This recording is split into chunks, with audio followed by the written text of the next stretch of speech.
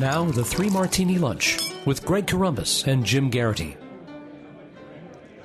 And welcome, everyone, to the Tuesday edition of the Three Martini Lunch. Hope you enjoyed your Labor Day weekend. Along with Jim Geraghty of National Review, I'm Greg Corombos of Radio America. We have good, bad, and crazy martinis for you today as usual, but we're going to do them slightly out of order. We're going to go bad, good, and crazy martinis. So, Jim, as many folks who closely follow politics and the legal community know, today is opening day for the Brett Kavanaugh confirmation hearings before the Senate Judiciary Committee. And as usual, a lot of the usual theatrics are part of this. In fact, Chuck Grassley, I'm not even sure he got out the first sentence of his opening statement before the Democrats started interrupting because they're all upset that these people have been demanding more and more documents, got even more documents, and now they're upset that they don't have enough time to look at them. So here's how the opening of this hearing sounded today. I welcome everyone to this confirmation hearing on the nomination of Mr. Chairman. Brett Kavanaugh. Mr. Chairman. To serve as Associate Justice. Mr. Chairman, I'd like to be recognized for a question before we proceed. Regular order, Chairman. Mr. Chairman, I'd like to be recognized to ask a question before we proceed. The committee received just last night, less than 15 hours ago, 42,000 pages of documents that we have not had an opportunity to review or read or analyze. You're out of order. I'll proceed. We cannot possibly move forward, Mr. Chairman. I extend a very warm welcome to Judge Kavanaugh. We have not been given an opportunity to have a meaningful hearing on the nominee. Their two daughters. Mr. Chairman, I agree with my colleague, Senator Harris. Mr. Chairman, we received 42,000 documents that we haven't been able to review last night, and we believe this hearing should be postponed. I know this is an exciting day for all of you here, and you're rightly proud. Mr. Chairman, if we cannot be recognized, I move to adjourn. The American people. Mr. Chairman, I move to adjourn. Directly from Judge Kavanaugh. All right, so you had Kamala Harris there first, then Senator Klobuchar of Minnesota, finally Dick Blumenthal from Connecticut. Somebody's actually keeping track of the interruptions, and so far Blumenthal's in the lead. And then once that finally got settled, Jim, you had all these, I don't know if they're Code Pink or handmade people constantly interrupting the opening statements. So it's just been a real mature professional opening to this from the Democrats. Greg, am I correct? I certainly know it's true for Harris. I know it's true for Blumenthal. I think Klobuchar is the same. All of them have already said they're voting against Kavanaugh. Right. So are they afraid that without time to go, that if they're saying, look, give me time to go through the documents, I might find a reason to vote for this guy? It's exactly the opposite. I've already decided how I'm going to vote. Nonetheless, I need more time to review you already decided. What are you going to find in there? So anyway, here's the thing. This is the sort of thing which really shouldn't bother us. We remember Code Pink protesters during the Bush administration jumping up and raising hell and stuff like that. I want to put this question to everybody involved in the process: senators, staffers, potential nominees, people in the audience, U.S. Capitol Police who has to drag these people out. What is the point of this process? Is the point fundraising? Because I happen to notice Cory Booker put out a fundraising email right as he was interrupting and objecting to this whole process. Is the point of this my thought, the whole point of the hearing was that the senators ask questions of the nominee, and then the nominee answers the questions or he doesn't answer the question, depending on how explicit his thinking is. But that's how this worked. That was how senators learned about whether or not they supported this particular nominee. Now, obviously, look, there's always been a certain amount of spectacle involved in Supreme Court nominee hearings. You always get a certain amount of playing to the cameras. Obviously, the administration wants to put, and it's the allied party in Congress wants to put the best spotlight on the nominee. The opposition party always wants to make him sound like Torquemada or some sort of hideous monster. Yes, but the whole point was that you got a chance to do it, and the fact that Grassley couldn't get a full sentence into his opening statement demonstrates that we've had a complete breakdown in not just, I'm not going to say decorum. I want to say just how these processes go. I'm really kind of curious. Can you cut off the microphones of every other senator? Remember, like, at meetings, like we have really chaotic staff meetings, Greg, they have the talking stick. And only the person who has the talking stick gets to speak, or to quote Adam Sandler in The Wedding Singer, I have a microphone and you don't, so you will listen to every word I have to say. Right? I mean, you'd hate to think we would ever come to that, but this is what happens when you decide I'm going to completely reject all notions of decorum and Robert's Rules of Parliamentary Procedure and everything that has always governed how these things operate when you need to have a productive meeting. Look, every Democrat is free to vote against Kavanaugh, and 41 of the 49 in there have already indicated that, yes, they're already going to do that.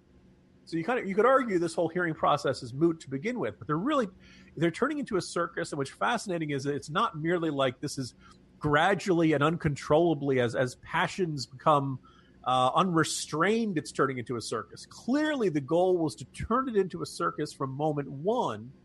I guess that's good for Democratic fundraising. Oh, we're a fighter. Oh, look at them fighting up there on TV. And, they can use those clips and spread them on YouTube and all that kind of stuff to make them look like, oh, look how tough we are in terms of fighting. I'm sure Cory Booker will make lots of scary faces. But in the end, does this change anything? Because the other thing is also every single thing the Democrats are doing now, I think it's we can pretty much guarantee Republicans will be doing next time there's a Democratic administration and they're putting up nominees. Will they do this for Supreme Court nominees? Will they do this for cabinet nominees? Look, guys, we are setting the tone for how all future hearings are going to happen, whether you like it or not. The shoe can always be, shoved onto the other foot. But nobody really wants to think about that very much. The other thing is, I guess the Democrats think this is going to work for them, and maybe it placates their base. But, Greg, this looks like a freak show to me. I don't think this looks the least bit persuasive. No, one of the great ironies is somebody was pointing out, at least as of, we're taping this close to, approaching noon on Tuesday. Nobody's actually pointed out anything about Kavanaugh's record. It's not about Kavanaugh. It's about how dare you, Mr. Chairman, the release of these documents, et cetera, et cetera. So I don't think this is going to work for Democrats. But then again, the writing has been on the wall for this nomination for, months and months now. Exactly right. And I love how the senators try to pretend it's spontaneous, but as Casey Hunt, actually, over at NBC, tweeted out, Democrats plotted coordinated protest strategy over the holiday weekend and all agreed to disrupt and protest the hearings. Sources tell me and Frank Thorpe, Democratic leader Chuck Schumer led a phone call and committee members are executing now. So absolutely all concocted. And Jim, I'm all about the process. I'm all about free speech, of course. Allowing these protesters in there is really getting old. But what is the point of day one where all the senators do is explain why they've already decided they're voting for or against the nominee, and then the nominee gets a couple minutes at the end of the day to make their opening statement, and there's no questioning until tomorrow? It's insane. Look, opening statements are important, Greg. I'm kidding. No, they're not. Yeah, okay. Just had to vent. We'll see what the questioning actually brings up. But as you pointed out very astutely, so far nothing about the actual record of Brett Kavanaugh. They have nothing against Brett Kavanaugh, which is why they're desperately hoping there's something in these documents, but there probably won't be. Terrorist strikes again in London. Putin's nuclear ambitions are raising proliferation questions. There's a new military strategy in the South China Sea. Global events happening now mean the demand for national security professionals will spike over the next decade. America's security will depend on individuals highly trained in strategy, disruption management, and decision-making. The Daniel Morgan Graduate School of National Security prepares students for a world full of instability. Students in our state-of-the-art school, just 3 blocks from the White House, take courses in counterterrorism, U.S. nuclear weapons, Russian politics, and statecraft. Our graduates are well prepared for sought-after security positions in government and private sectors. Even more unique are the multi-full-ride scholarships provided by donors investing in future leaders. For more information, go to dmgs.org/radio. For a career in organizations like Marriott and Boeing, the CIA, or FBI, and a possible full-ride scholarship, go immediately to dmgs.org/radio. That's dmgs.org/radio. Well, Jim, the good news is, as we shift to our good martini, is that John Kerry is out with a new book. It's very, very exciting. I know every conservative is going to be rushing out to get it. No, that's not the good martini, but it does focus on John Kerry. His new book is called Every Day is Extra, and it apparently tells the story of his entire life, not just his time in government. He was a guest of Margaret Brennan on Face the Nation, and one of the things he says that he kind of regrets is how the Obama administration, and particularly the president himself, didn't actually enforce the red line on Syria when it came to weapons of mass destruction. Here's a little bit of that exchange. I do write that we paid a price for that. Mm-hmm. There's no question about that. We paid a price. And all the explanations and everything else doesn't change the perception. And perceptions sometimes are very telling in diplomacy and politics. You paid a price. You mean the red line moment has come to, for many critics of President Obama, define his foreign policy and define it as weak, as not backing up a threat.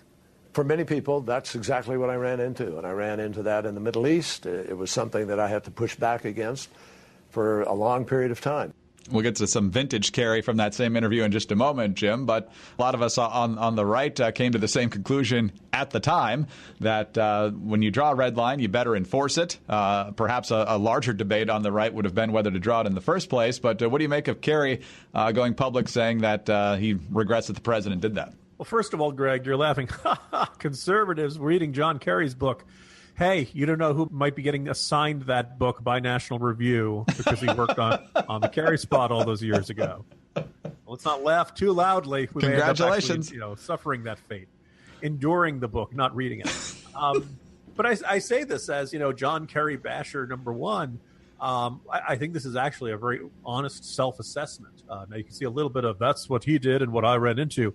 It's all Obama's fault. But I think it's safe to say that, to the extent we were hearing about internal debates in the second half of the Obama administration, that John Kerry was one of the more hawkish ones and certainly one who had some grasp of the kind of complications he was going to run into in the Middle East and in the broader region if the United States said there was a red line, said there was a line you don't cross, somebody crossed it, and then there were no consequences. Now, as luck would have it, while I was on vacation earlier this summer, I believe it was roughly around the 5-year anniversary of this period of the Syrian chemical weapons use, and what turned into a very kind of bizarre and confusing process in which everybody kind of expected Obama was then going to launch something. The Brits had to make their decision. David Cameron, the prime minister at that time, very much wanted the British to be involved in any airstrikes. He saw the images of the gassed children, and he was moved by it, and he was outraged by it. I believe it was the Sunday Times, the London Times, had this very detailed, step-by-step, day-by-day account of how the effort to get support in the UK Parliament ultimately failed. It was very interesting, the whip counts and the different political factions. And the short version was, because of the experience in Iraq, everybody kind of wanted somebody else to make the first move. Everybody was like, well, we'll sign on if everybody else is signing on, but we're not going to be the first one to say we're signing on. You guys go first. And it was kind of fascinating to see that as much as everybody, that basically for most of the politicians of the UK, across the different political parties, by the way, David Cameron had real trouble trying to build support in the Conservative Party, Labour Party, previously headed by Tony Blair, supporting the Iraq War. That they had felt very badly scarred by that experience, and obviously they have their further left parties over there. Everybody wanted to support the operation. Nobody wanted to launch the operation. Everybody figured that Obama and the U.S. would be leading the way, and all of a sudden it turned out they didn't. And then once the vote failed in Parliament, all of a sudden Obama had a whole new reason to say, well, wait, maybe we shouldn't do this. Hold on a second. Our allies have hesitation about this, and I don't want to do this unilaterally.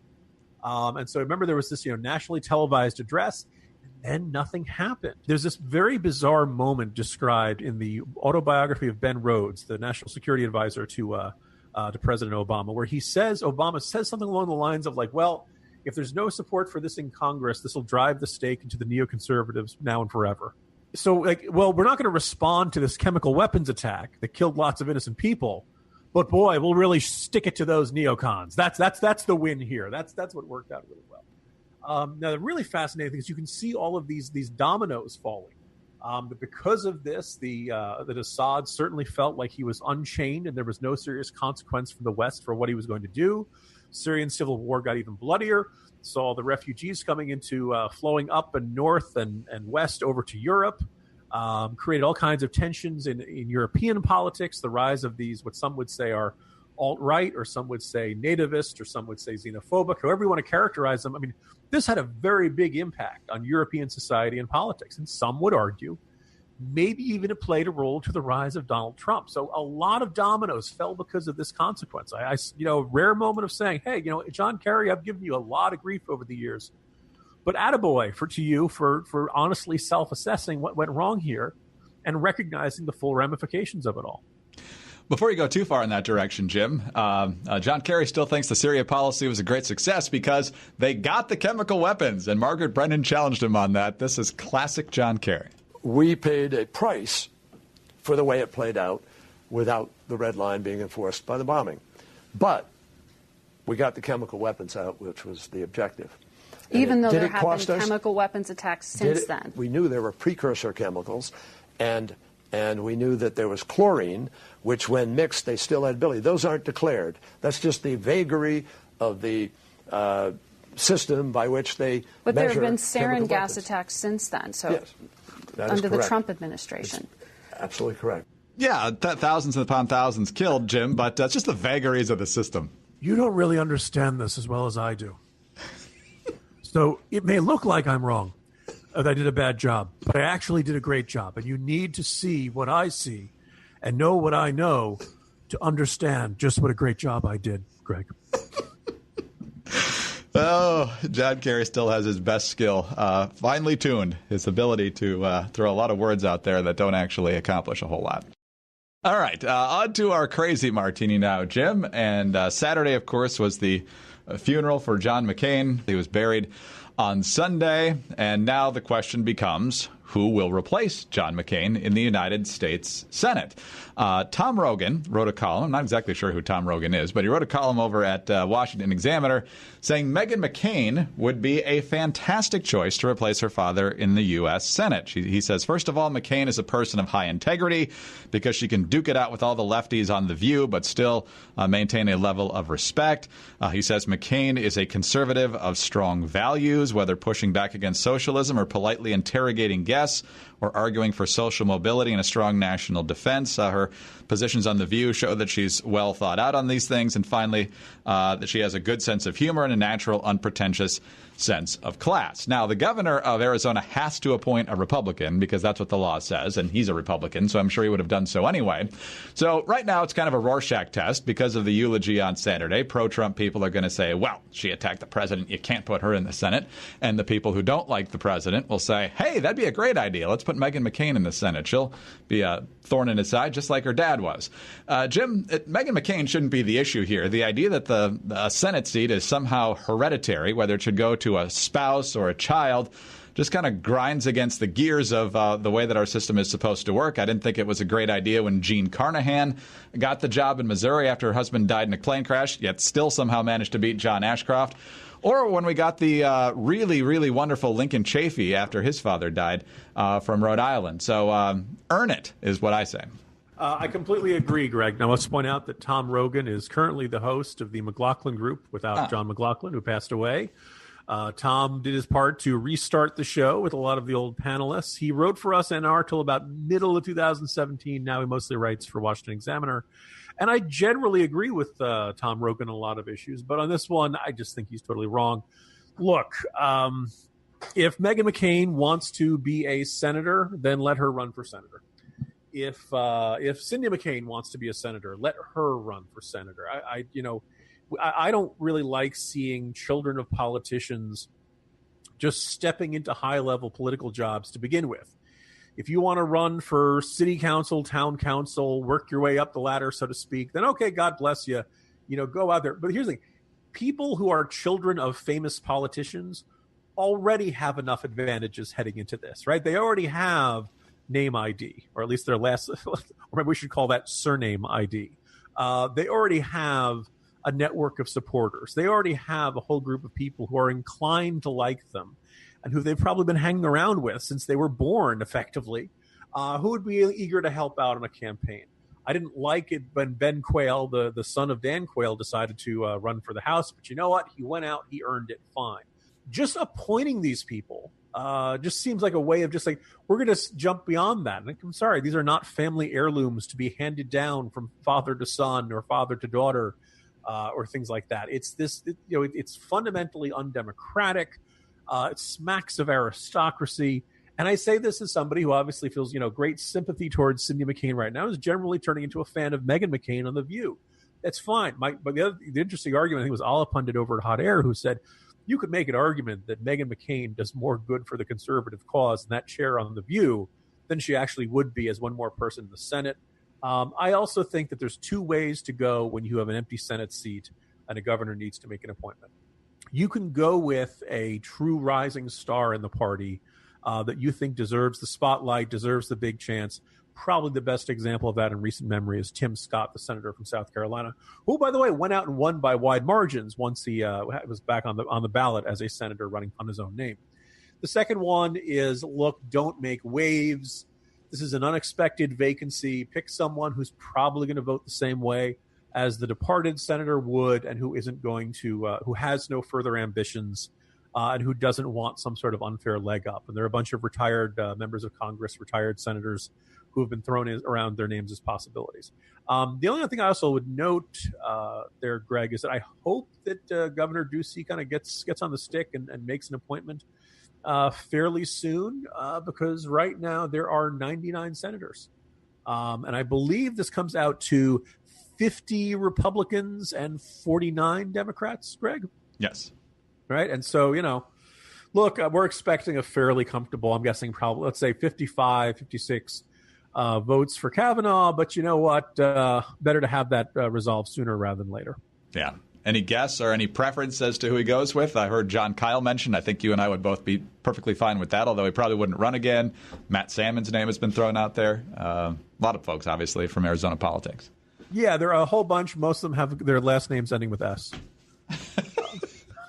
But Kyle would be fine. I think, honest to goodness, I'd like as close as you can find to a consensus choice, something that makes everybody as widely respected as possible, someone who's undoubtedly qualified, someone who undoubtedly, you can make the argument you'll never fill McCain's shoes, but the person who probably comes closest, and not picking someone who's semi-obscure and basically trying to hand them a career in the U.S. Senate.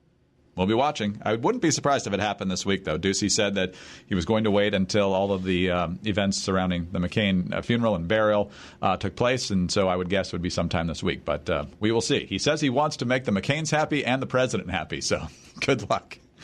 Jim, good to be back with you. See you tomorrow. See you tomorrow, Greg.